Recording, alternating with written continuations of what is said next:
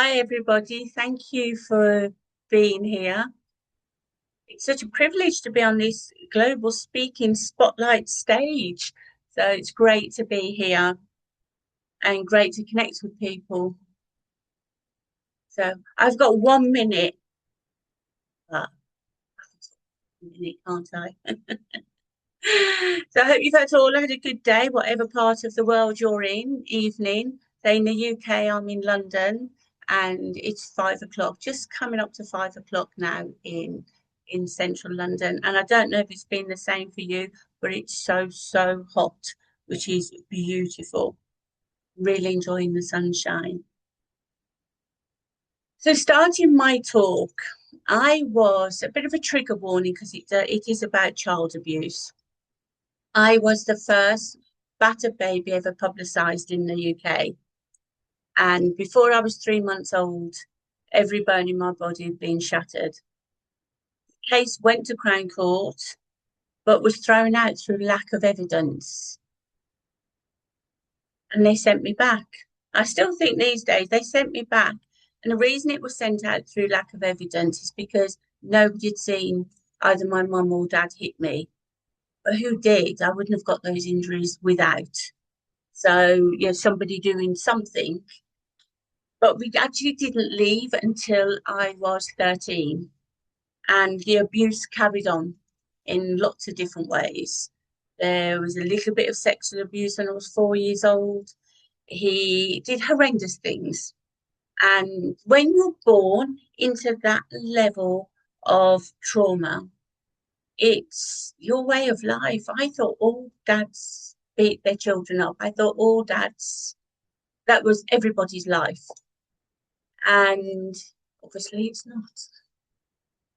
So when your family are abusive or anybody's abusive to, especially your mom or your dad, don't actually fall out with yourself or fall out in love with them.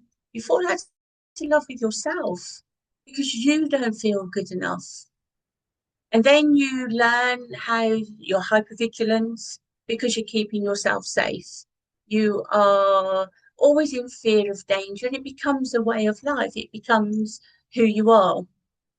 So in every environment then you're moving into through life, you're being driven by the trauma. So we left my dad when I was 13 and we went into a Salvation Army hostel and we were in hiding from him for 5, 6 months.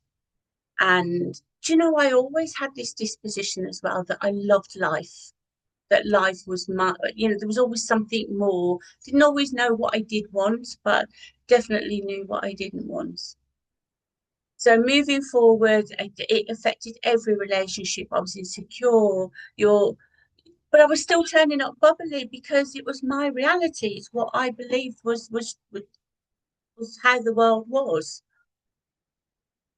So through life, I went off traveling at 20 and I had an amazing time and learned about myself, always invested in learning about myself. And then when I came back to England and I was 4 months pregnant. And I remember lying on the floor at the YMCA thinking, what am I going to do now? I was 4 months pregnant and had 37p to my name. And I made a 10-year plan. And luckily, within 7 years, I achieved it. I never wanted my child, who is now my daughter, to ever suffer coming from a single parent. But I was always on the go, always looking to better my life.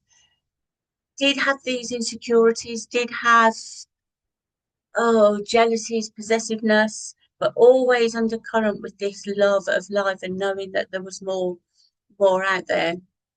So I carried on through life being that way. And then my mum died 11 years ago. And my auntie sent me a newspaper cutting. And the newspaper cutting read, "The riddle of the baby with the broken bones." I remember sitting in the park with my friend Lucy and reading this article with a couple of photographs, thinking, wow, it actually did happen. I knew it had happened, but reading it in black and white, I thought, no, it really did happen. So that inspired me to write the book that I've written called Broken Bones, because the article read The Riddle of the Baby with the Broken Bones. And somebody actually asked me, do you think the book would be cathartic? And I said, no, I've done 30 years work on myself.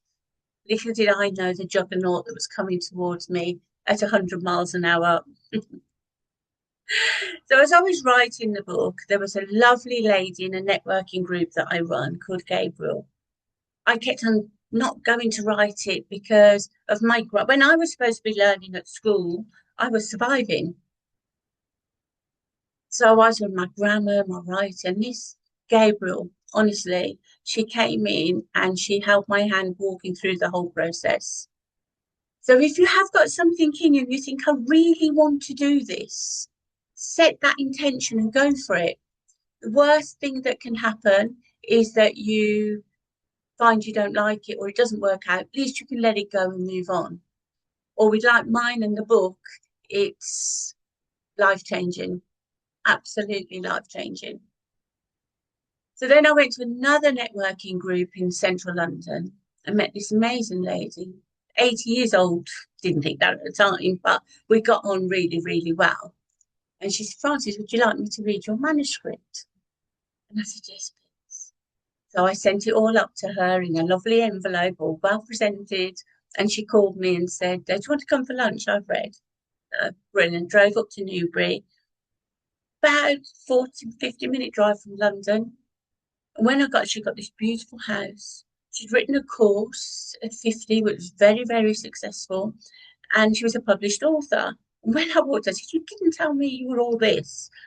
And we had a lovely lunch. And she said to me, your book's not good enough. She said, how you're talking about it is like it's a walk in the park. She said, Frances, what happened to you as a child was horrendous. When I drove away from hers, this common theme coming through the beginning of writing this book is that I'd normalized what I'd gone through as a child. That's how I coped with it. So last year, I actually reported the childhood abuse to the police. And they were amazing. I mean, 60 odd years later, my dad's dead. I felt really uncomfortable, but I thought, no, come on, I'm on this process. Let's go there.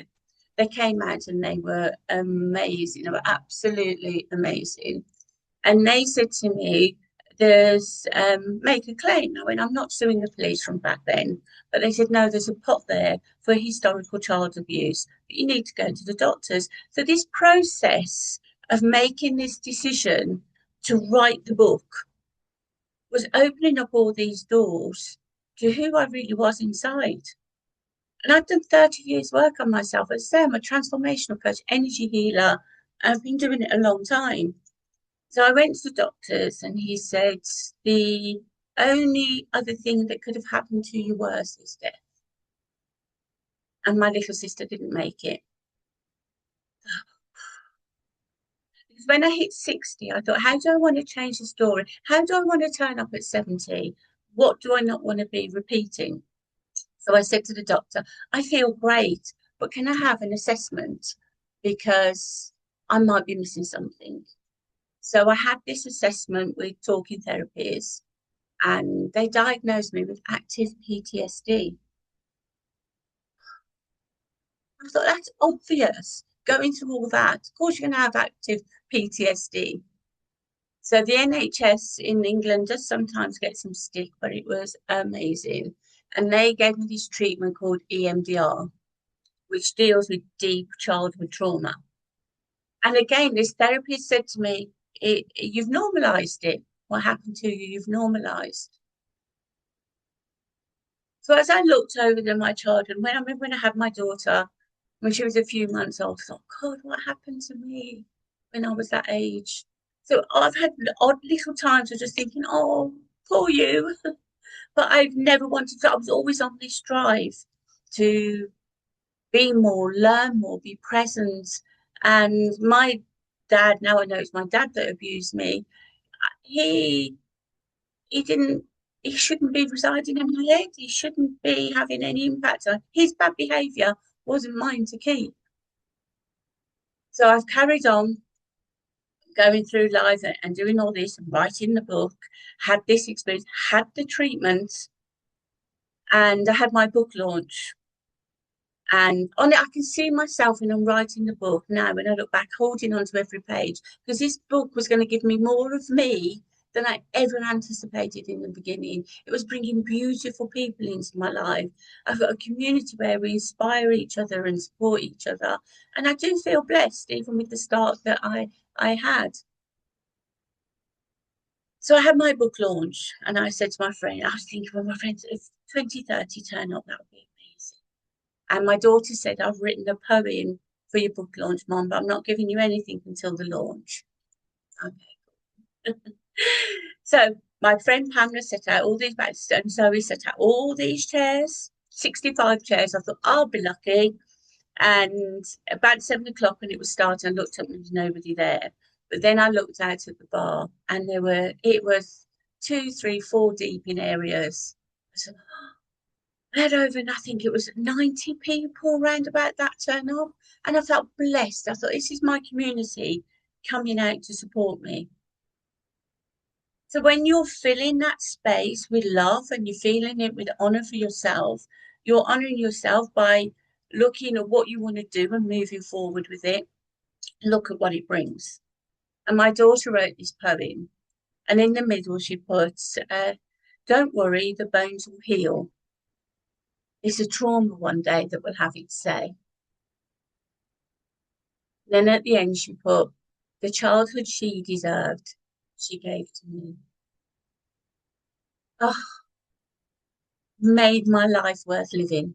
Absolutely makes my life worth living. To think that those patterns have changed, that those patterns are gone. We've opened yourself up. So I started a program called LifeEdits because I believe that everything in life is either successful or educational. Let's meet you where you're at. Let's have a look at the lessons and let's see how we're going to move forward. Because we only get one life and it is worth living. And the fact that our eggs were fertilized were a miracle. The fact we came through the birthing channel and survived, we are a miracle.